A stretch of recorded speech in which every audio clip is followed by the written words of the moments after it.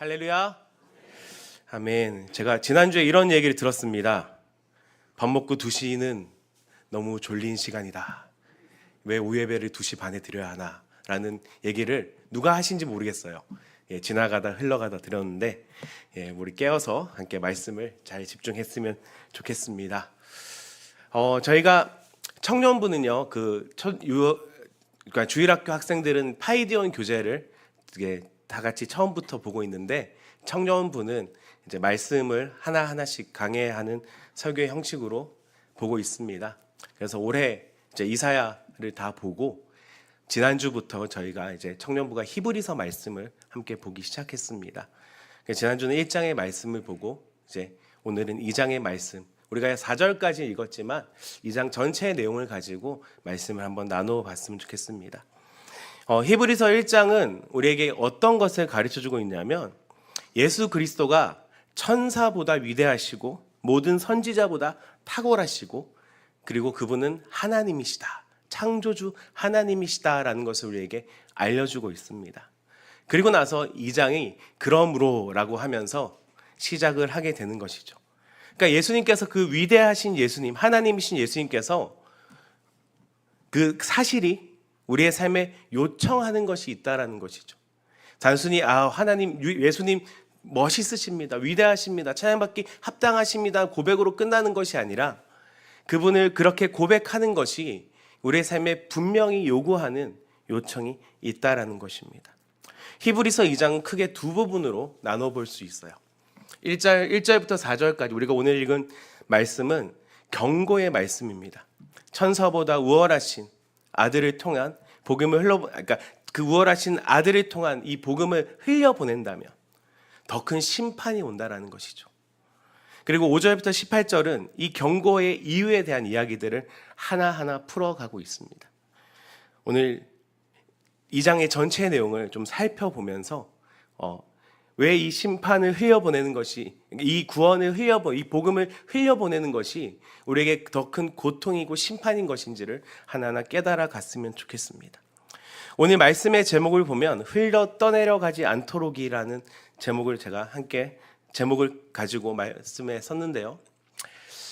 한번 상상을 해볼게요. 강에 닻을 내리지 않는 작은 배 하나가 있다고 생각을 해보겠습니다. 그 배에 탄 사람이 노를 젓지 않고 가만히 있습니다. 우리는 그냥 언뜻 그렇게 생각할 수 있어요. 배가 움직이지 않을 것이고 머물러 있을 것이다 라는 생각을 할 수도 있습니다.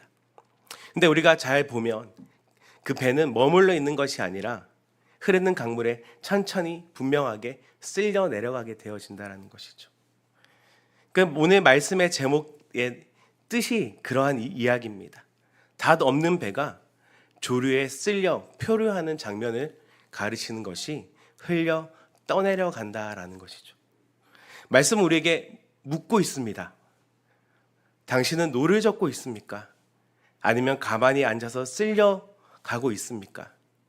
아니면 그 배가 떠내려 가지 않는 닻이 내려져 있습니까? 라고 묻고 있다라는 것이죠. 이 질문은 우리에게 여러 가지 생각들을 하게 됩니다. 우리가 이런 생각을 하죠. 많은 영적 침체, 이런 모습들은 아주 드라마틱하게 하나님을 부정하거나 배교하거나 그런 모습에서 큰 액션을 통해서 시작하지 않는다라는 것이죠. 조용히 멀어집니다. 예배가 습관이 되고 말씀이 귀에 안 들어오고 기도가 의무가 되고, 그런 상황들, 환경들 속에서 서서히 아무도 모르게 떠내려가고 있다는 것이죠. 그 표류가 어떤 모습으로 오든 결과는 같습니다. 히브리서를 읽고 있는 1차 독자들은요, 유대 교회에서 예수님을 믿는 기독교로 개종을 한 사람들입니다. 근데 그 당시 이 히브리서를 읽는 1차 독자들의 당시 상황이 어땠냐면, 예수 그리스도를 믿었는데 핍박이 왔고 재산이 빼앗겼고 사회에서 소외되면서 계속되는 고통 속에서 조금씩 복음과 멀어지고 있었다는 것이죠. 그래서 눈에 보이는 성정과 율법으로 돌아가고 싶은 유혹이 커졌다는 것입니다. 히브리서 2장은 그들에게 또 우리에게 두 가지를 동시에 말하고 있습니다. 하나는 경고이고 지금 당신이 흘러 떠내려가고 있다라는 것이죠. 다른 하나는 복음입니다. 그러나 우리에게는 분명한 다시 있다라는 것이죠. 동일한 질문 앞에 우리는 어떻게 반응할 수 있겠습니까? 우리는 흘러가고 있습니까? 우리는 그 닻을 붙들고 싸워 나가고 있습니까? 말씀을 기억하면서 우리가 그런 질문들을 계속해서 던져봤으면 좋겠습니다. 1절부터 4절을 보면 등한히 여긴다라는 표현이 나오고 있습니다. 이 3절에서 보면 이렇게 되겠죠. 우리가 이같이 큰 구원을 등한히 여기면 어찌 그 봉을 피하리요. 그러니까 이 경고는 어떤 것이냐면 교회에 열심히 나오십시오. 열심히 봉사하십시오. 당신이 가진 모든 시간을 쏟아내십시오라고 얘기하는 본문이 아니라는 것이죠. 이 등한히 여기면이라는 표현은 적극적인 거부가 아닙니다. 그냥 무관심함, 소홀함, 그저 그런 우리의 모습들을 나타내고 있다는 것이죠.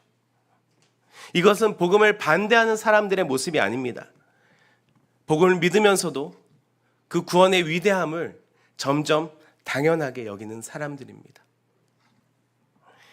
그렇지 않습니까? 찬양을 하면서 예수님을 인격적으로 깊이 만났던 우리의 그 신앙의 시작들을 한번 떠올려 보시기 바랍니다. 얼마나 뜨거웠고 얼마나 우리의 모든 것을 쏟아내고 그 작은 구절구절 하나가 얼마나 우리의 삶에 다가와서 많은 눈물과 감동과 감사와 회개로 하나님 앞에 나갔었는지, 어느 순간 우리는 찬송을 하면서도 박수를 치면서도 말씀을 읽으면서도 그냥 습관적으로 그런 시간들을 보내고 있는 상황들이 참 많다라는 것이죠. 신앙의 가장 큰 위험은요, 아주 드라마틱한 어떤 사건들이 아닙니다. 큰 배신과 배교가 아닙니다. 조용한 무관심으로부터 시작되어지는 것이죠. 복음이 삶이 아니라, 복음이 능력이 아니고 지식으로 남을 때 우리는 흘러가게 되는 것입니다. 내가 몇 년을 교회 나왔든, 내가 어떤 직분을 갖고 있든, 내 삶이 지금 어떻게 살아왔든 상관없이 그냥 그것은 오히려 복음을 부인하는 것보다 더 위험한 당연한 삶의 모습으로 나아가고 있다는 것이죠. 그러면 이 구원이 이같이 큰 것이다 라고 얘기했어요. 이것을 잃어버리는 것이, 이것을 놓치는 것이 굉장히 위험한 것이라고 얘기하는데, 말씀 우리에게 두 가지로 이야기하고 있습니다. 그러니까 이 구원은 어떤 것이냐면 1장에서 보면요, 천사보다 뛰어나신 하나님 예수님을 대한 말씀이 나옵니다. 천사들은요, 이 유대인들에게 율법을 가져다 준 존재들입니다. 유대인들에게 율법과 성전은 그들의 신앙을 떠받치고 있는 가장 큰 두 기둥입니다. 그래서 모든 어떤 욕을 해도 괜찮은데 성전을 욕하고 율법을 욕하는 것은 이들의 모든 것을 던져서 막아낼, 분노할 일이었거든요. 그래서 그 율법을 가져다 둔 천사에 대한 특별한 신앙들이 있었습니다. 근데 천사는 어떤 존재입니까? 하나님의 심부름꾼이에요.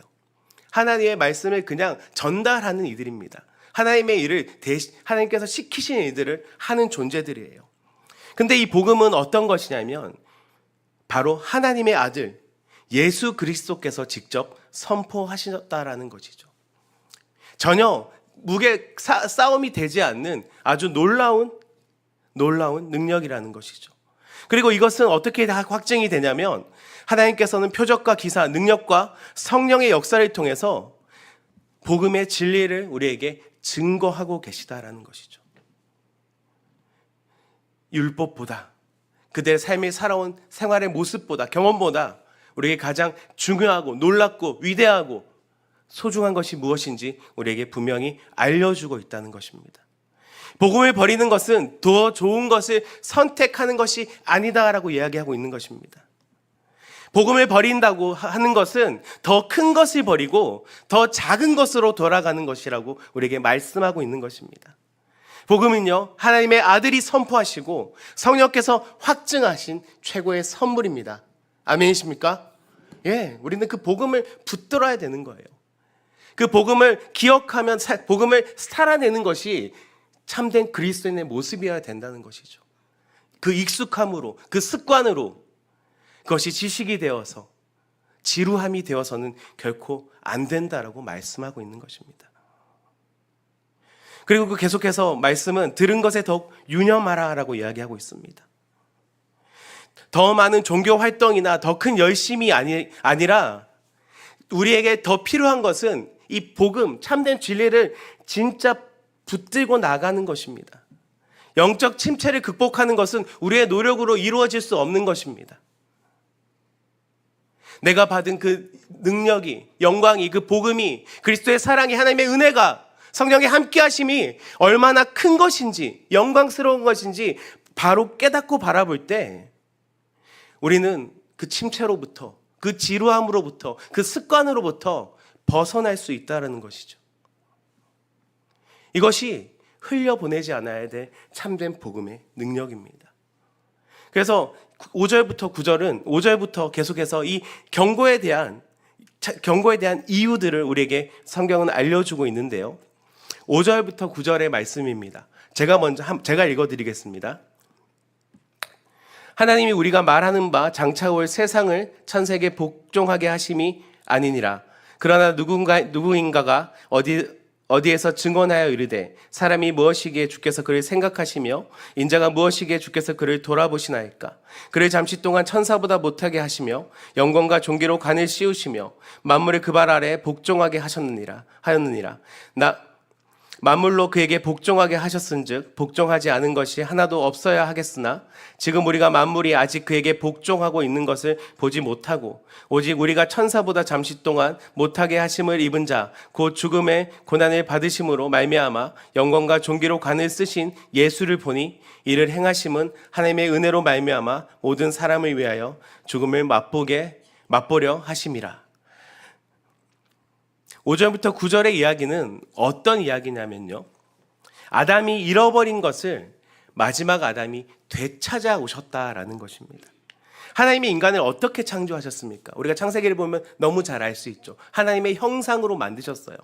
하나님의 형상으로 만드시고 그 성품을 우리에게 심어주셨습니다. 그렇다는 것은 무엇이냐면 하나님의 대리자로서 이 땅을 다스리는 존재, 인간의 창조 목적은 하나님의 만든 이 세계를 다스리는 존재로 만드셨다라는 거예요. 시편 히브리서 기자가 인용한 시편 8편은 그런 모습들을 나타내고 있습니다. 그것이 하나님의 창조 목적이었고 우리를 향한 약속이었습니다. 그런데 우리의 현실이 어떤지 우리에게 보여주고 있는 것이죠. 그 약속이 있었는데 현실은 전혀 다른 모습. 우리가 이 피조 세계, 하나님 만든 창조 세계 안에서 힘들고 힘겹게 살아가는 존재들로밖에 보이지 않는다라는 것이죠. 왜 그랬습니까? 아담이 실패했기 때문입니다. 하나님께서 아담에게 맡기신 그 사명을 제대로 완수하지 못했기 때문입니다. 아담은 져버렸습니다. 근데 이것이 아담의 혼자의 문제가 아니라 온 인류의 문제였고 그 실패가 모든 인류에게 미쳤습니다. 죄가 들어왔고 죽음이 들어왔고 다스리는 자의 위치에 있어야 우리가 죄의 종으로, 사망의 종으로 끌려다니는 존재가 되었다는 것이죠. 근데 우리에게 9절은 놀라운 선포를 하고 있습니다. 우리가 예수를 보나니. 첫 아담이 실패한 그 자리에 마지막 아담이 오셨습니다. 아담은요, 선과 악을 알게 하는 나무의 열매를 먹고 하나님과 동등되게, 그래서 자신을 우상으로 만들려 하다가 실패했습니다. 높아지려 하다가 실패했습니다. 근데 우리 예수님께서는 마지막 아담은 어떻게 오셨냐면 낮아지심으로 그 자리를 회복하셨다라는 것이죠. 높은 자리에서 명령하지 않으시고 직접 내려오십니다. 낮아지시고 고난받으시고 죽으시고 그리고 인간이 받아야 할 영광과 존귀의 관을 쓰셨다라는 것이죠. 그리고 이 모든 것이 인간 쪽에서 시작된 것이 아니라 우리의 요청으로 만들어낸 구원이 아니라 하나님의 은혜로 시작되었다라는 것이죠. 예수님은 어쩌다 죽으신 것이 아니라 죽음을 위해 오셨다라는 것입니다. 이것이 바로 1절에서 4절이 경고하는 그 구원의 모습입니다. 천사를 통해 전달된 율법도 어기면 보응을 따랐습니다. 그런데 하나님의 아들이 친히 인간이 되시고 고난받으시고 죽으심으로 되찾아주신 구원이라는 것이죠. 아담이 잃어버린 것을 하나님이 독생자를 보내셔서 회복한 사건이라는 겁니다. 여러분, 구원이라는 것이 얼마나 큰 능력과 희생인지, 얼마나 큰 은혜와 사랑인지 우리에게 다시 한번 던져주고 있다는 것이죠. 그리고 해서 계속해서 10절에서 13절 말씀을 좀 함께 봤으면 좋겠는데요. 이거는 한 절씩 교독하도록 하겠습니다. 제가 먼저 읽겠습니다.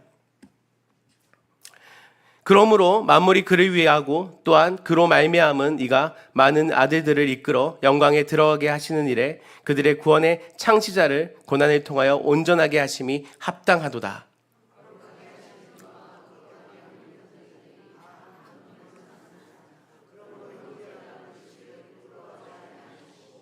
이르시되 내가 주의 이름을 내 형제에게 선포하고 내가 주를 교회 중에서 찬송하리라 하셨으며 그를 의지하리라 하시고 또 다시 볼지어다 나와 하나님께서 내게 주신 자녀라 하셨으니 아멘. 네. 그리고 나서 예수님은 우리에게 어떤 것을 이야기하시냐면 10절에 보면요, 예수님을 가리키는 특별한 호칭이 하나 나옵니다. 구원의 창시자라는 것이죠. 이것은 단순히 구원을 가르쳐주는 선생의 의미가 아닙니다. 길이 없는 곳에 길을 내고 아무도 가보지 않은 곳에 먼저 걸어간 개척자라는 뜻입니다. 예수님은요, 구원을 설명하시는 분이 아니십니다. 직접 그 길을 여시고 걸어가셨다라는 것이죠. 고난을 당하시고 죽음을 통과하시고 부활하시고 영광에 오르심으로 그 길을 걸어가셨다라는 것이죠. 그리고 10절은 한 가지를 우리에게 더 말하고 있습니다. 고난을 통하여 온전하게 하심이 합당하도다. 예수님이 고난을 통해 완성되셨다라는 것은 오해하시지 말으시기 바랍니다. 예수님이 부족하시다라는 것이 아니에요. 대제사장으로서 고난의 경험, 죽음의 통과, 부활의 승리를 실제 그 몸으로 이루어내셨다라는 것입니다. 그 길을 다 걸어가신 예수님이 우리를 향하여서 어떤 말씀을 하고 계시냐라면 형제라고 얘기하고 계십니다. 여러분, 하나님의 아들이 만물을 창조하신 분이 죄인은 우리를 향해 형제라 부르시기를 부끄러워하지 않으신다라는 것이죠. 놀라운 신분의 차이. 여러분, 우리가 인간 세상에서 지금 살아가는 시간에서도 물론 계급이 없고 신분이 없어졌다고 하지만 여러분, 진짜 그렇습니까? 우리 사회가 신분이 없습니까? 돈이, 정치가, 권력이 신분을 나타내지 않습니까? 우리는 그것을 당연하게 여기고 살아가지 않습니까? 그래서 혹 대통령이 불러준다면, 혹 대기업 총수가 나를 불러준다면 우리는 감사한 마음으로 무릎을 꿇고 그 앞으로 걸어갈 것입니다. 그렇지 않을까요? 근데요, 그 정도의 존재가 아니라는 것이죠. 하나님의 아들, 만물을 창조하신 분, 우리 위해 그 구원의 길을 걸어가신 그분이 우리 향해서 무엇이라고 부르시냐면 형제라고 부르신다라는 겁니다. 이것이 얼마나 감격스러운 모습입니까? 복음서에 우리에게 말씀하시죠. 형제를 위해서 목숨을 버리는 것이 가장 큰 사랑이다라고 우리에게 예수님은 가르치십니다. 그리고 그 예수님은 우리를 향해서 그 말씀을 마치고 십자가의 길을 가세요. 우리를 향해 형제라 부르시고 그 사랑을 보여주고 계신다라는 것이죠. 그리고 이것을 우리가 단순히 감동하고 감격하고 듣는 것이 아니라 이것이 우리가 누구인지를 분명히 깨닫게 하는 선포라는 것입니다. 예수님과 우리가 동일한 아버지를 가진 가족이 되어졌다라는 것이죠. 세상이 나를 어떻게 평가하든 내가 얼마나 실패했든 예수님이 나를 형제라 부르시기를 부끄러워하지 않으신다라는 것이죠. 제가 우리 청년들에게 이런 얘기를 자주 합니다. 여러분, 치사해지십시오. 치사해지십시오. 무슨 얘기냐면 어떤 죄를 짓든 어떤 상황이 되든 여러분 예수님께 돌아오시기 바랍니다. 우리 예수님은 받아주신다는 거예요. 사랑해 주시고 신발 벗고 두 발 벗고 뛰어나와서 우리를 안아주신다는 거예요. 왜? 그분의 생명값으로 산 형제이기 때문입니다. 우리의 존재가 그렇다고요. 우리가 어떤 옷을 입고 있든 어떤 삶을 살아가고 있든 우리의 상황이 어떻든 상관없이 우리는 그런 존재라고 예수님 우리에게 말씀하고 계신다라는 것이죠. 이것이 우리가 흘려보내지 않아야 될 우리의 모습이고 구원의 능력이라는 것입니다. 주님이 우리를 그 구원을 이루시고 걸어가시고 승리를 나타내셔서 우리를 형제라고 불러주고 계신다는 것이죠. 14절에서 16절의 말씀을 계속해서 봤으면 좋겠습니다. 네, 한 절씩 교독해 볼까요? 제가 먼저 읽겠습니다. 14절에서 16절입니다. 자녀들은 혈과 육에 속하였으며 그도 또한 같은 모양으로 혈과 육을 함께 지심은 죽음을 통하여 죽음의 세력을 잡은 자 곧 마귀를 멸하시며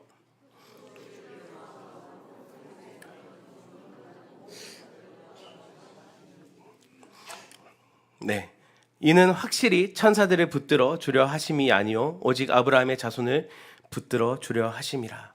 아멘. 네, 14절에서 16절까지만 읽겠습니다. 14절에서 16절까지의 말씀은 또 우리에게 어떤 말씀을 하고 있냐면 너희가 죽음의 두려움으로부터 해방되어졌다라고 말씀하고 있습니다. 마귀는요, 죽음으로 인류를 지배해 왔습니다. 많은 사람들이 가장 두려워하는 것이 무엇입니까? 죽음이에요. 그 죽음으로 벗어나기 위해서 수많은 권력자들이 자신의 많은 시간들을, 물질을, 삶을 투자했던 것 우리는 역사적으로 잘 알고 있습니다. 지금도 어떻습니까? 이 땅에서의 삶을 그 죽음의 공포로부터 벗어나기 위해서, 그 권세로부터 벗어나기 위해서 우리는 얼마나 발버둥치고 살아가고 있습니까? 단순히 이 죽음이라는 것이 그 순간의 공포뿐만 아니라 우리의 삶을 전체를 지배하는, 죄송합니다. 제가 감기 걸려가지고. 우리가 살아가며 복음으로부터 무관심하게 만드는 그 모든 당장의 문제만 집중하게 만드는 그 모든 뿌리에 이 죽음의 공포와 죽음의 위험이 있다라는 것이죠. 왜냐하면 죽음이 끝이라면 이 세상에서 잃는 것이 전부이기 때문입니다. 그래서 마귀는 우리에게 그 죽음을 가지고 두렵게 하고 우리를 넘어지게 하고 우리를 쓰러뜨린다라는 것이죠. 근데 오늘 예수님은 그 죽음으로부터 놀라운 승리를 명하고 계시다라는 것이죠. 그분이 단순히 높은 곳에서 그 죽음을 향해서 명령하시는 것이 아니라 우리와 똑같은 몸을 입으시고 죽음 안으로 직접 걸어 들어가셨습니다. 우리 아까 말씀에 나눴죠. 예수님 이 땅에 왜 오셨습니까? 죽으러 오셨어요. 죽으러 오셨어요. 그리고 그 죽음 안에서 마귀의 죽음의 권세를 부수셨습니다. 이 부활이라는 것은, 예수님의 부활이라는 것은 우리에게 죽음이 마지막이 아니라는 놀라운 은혜의 선포입니다. 그래서 우리가 이 땅을 살아가면서 죽음이 두렵지 않은 거예요. 죽음이 두렵지 않은 사람들은 어떻습니까? 사람의 눈치를 보지 않게 됩니다. 손해를 두려워하지 않게 되고 진리를 위해 불편한 선택을 할 수 있게 되어지는 것입니다. 왜 우리가 말씀에서, 강단에서, 성경에서 우리를 향해서 그 정직을 행하고 선을 향하고 원수를 사랑하라고 우리에게 말씀하고 계십니까? 이 땅에서의 삶이 전부이면 그렇게 살면 안 돼요. 손해입니다. 왜 그렇게 살아야 됩니까? 하지만 우리는 알고 있어요. 우리는 그 진리를 붙들고 있습니다. 우리에게 분명한 생명이 있고 우리에게 영원한 삶이 있고 우리가 하나님과 함께한 그 놀라운 하나님의 나라의 모습이 우리에게 주어졌기 때문입니다. 어떻습니까? 그래서 우리는 손해보는 거예요. 그래서 우리는 선을 행하는 것입니다. 그래서 우리는 용서하는 것이고 그래서 우리는 사랑하는 것입니다. 왜? 예수님께서 죽음을 이기시고 우리를 죄의 종에서, 사망의 종에서 하나님의 아들로 생명으로, 의인으로 우리를 불러주셨기 때문입니다. 죽음의 권세를 깨트리신 분이 주신 구원입니다. 그것을 흘려보낸다는 것은 어떤 것입니까? 다시 사망의 종으로 들어가는 것입니다. 다시 두려워하는 세상의 삶으로 나아가는 것입니다. 당장 나에게 주어진 오늘의 삶에 허덕이면서 두려워하며 불안해하며 살아가는 모습이 이 구원을 흘려보내는 자들의 삶의 모습이라고 우리에게 경고하고 있는 것입니다. 지금 우리는 어디에 서 있습니까? 지금 우리는 어떤 모습으로 살아가고 있습니까? 마지막으로 17절, 18절을 함께 읽었으면 좋겠습니다. 네, 함께 읽습니다. 시작. 그러므로 그가 범사의 형제들과 같이 되심이 마땅하도다. 이는 하나님의 일에 자비하고 신실한 대장 백성의 죄를 속량하려 하심이라. 그가 시험을 받아 고난을 당하셨은즉 시험 받는 자들을 능히 도우실 수 있느니라. 아멘. 그리고 나서 이 예수님이 우리에게 어떤 분이신가를 다시 한번 우리에게 알려주시는데요. 이 17절은 히브리서 2장 전체의 결론과 같은 말씀입니다. 이렇게 얘기하죠. 그가 범사의 형제들과 같이 되심이 마땅하도다. 범사가 무엇입니까? 모든 일이에요. 모든 상황입니다. 모든 환경입니다. 우리와 똑같이 배고프셨고 피곤하셨고 슬프셨고 외로우셨고 유혹받으셨습니다. 하지만 단 하나 우리와 다른 게 있죠. 어떤 것이죠? 죄가 없으셨어요. 이 두 가지가 함께 있음을 통해서 예수님은 우리에게 완전한 대제사장이 되어주셨습니다. 그리고 우리를 아시기에 그분이 주시는 위로가 우리에게 참 생명이 되어지는 것입니다. 참 위로가 되어주시는 것이에요. 그리고 그분이 이루신 구원이 참 능력의 구원이 되어지는 것입니다. 그리고 성경 계속해서 이렇게 표현합니다. 자비롭고 충성된 대제사장. 이번 자비로우심은 우리의 고통을 이론으로 아는 것이 아니라 경험으로 아신다라는 뜻입니다. 충성되심은 하나님이 맡기신 이 사역을 끝까지 완수하셨다는 뜻입니다. 그리고 지금도 하늘에서 우리를 위해서 중보하고 계신 분이 바로 우리 대제사장 되신 예수 그리스도라는 것이죠. 18절이 결론입니다. 능히 도우실 수 있느니라. 예수님께 나아간다라는 것은 그냥 위로받으러 가는 것이 아닙니다. 이미 그 시험을 이기시고 승리하시고 부활하신 그분의 능력이 우리와 함께 한다는 것입니다. 성경은 계속해서 예수님을 우리에게 이렇게 표현합니다. 승리하신 분. 그것이 이루어질 승리, 장차 우리에게 올 승리가 아니라 이미 그 승리를 이룬 분이시란 거죠. 그분과 함께 하는 것이 우리의 참된 능력이고 생명인데 우리는 많은 이들은 흘려보내고 있다는 것이죠. 어떻게 해요?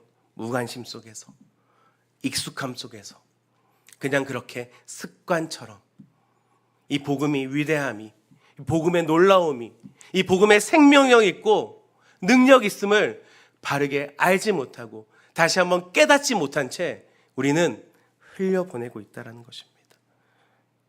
말씀을 정리하겠습니다. 제가 서론에서 닷 없는 배는 가만히 있어도 떠내려간다고 말씀드렸습니다. 오늘 말씀을 통해서 우리는 우리에게 그 닷이 무엇인지를 분명히 보았습니다. 하나님의 아들이 나를 위해 오셨습니다. 아멘. 아담이 실패한 자리를 완성하셨습니다. 아멘. 죽음을 이기시고 나를 형제라 부르십니다. 그리고 지금도 나를 위해서 기도하고 계신다고요. 근데 더 놀라운 것은 이 은혜의 닷은 내 감정과 상관없이 내 노력과 상관없이 예수 그리스도가 이미 이루신 것에 달려있다라는 것이죠. 얼마나 큰 은혜입니까? 우리는 끝없이 그분을 구하고 찾으면 그분은 우리를 안아주시고 형제라 부르시며 함께 그 길을 걸어가신다라는 것이죠. 때로 내가 지쳐 쓰러져 있으면 나를 업고 나가신다라는 것입니다.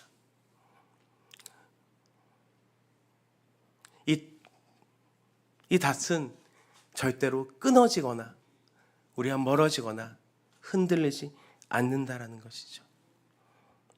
시험 중에 계십니까? 예수님께서 친히 시험을 받으셨습니다.